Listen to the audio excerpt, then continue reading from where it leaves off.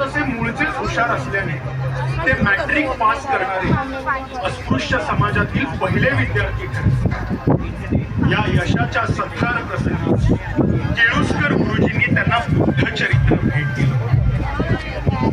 मुंबई विद्यापीठात BA ची पदवी घेतल्यानंतर बडोदा नरेश सयाजीराव गायकवाड यांच्या मदतीने ते विलायतेस भारतात विषमतेचे चटके सोसलेल्या बाबासाहेब यांसह महाडच्या 14 तळ्यांचा सत्याग्रह झाला।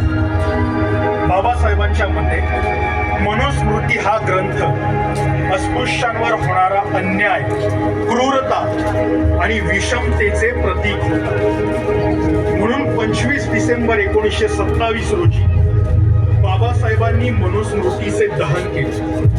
पुढे 2 मार्च 1930 रोजी नाशिक येथे, खरं तर गुलामगिरी कुणालाच प्रिय नसते, पण गुलामाला गुलामीची कोणीतरी जाणीव करून द्यावी तरच तो पेटून उठतो।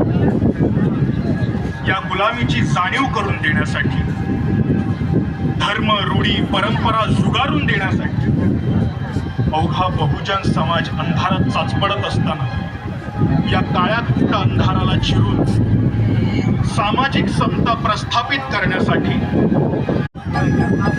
धम्मं शरणं गच्छामि, संघं शरणं गच्छामि।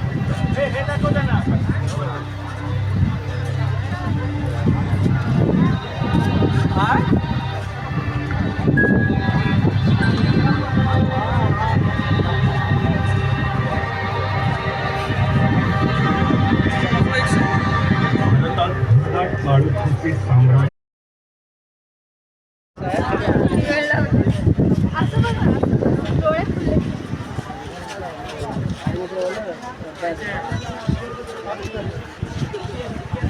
असं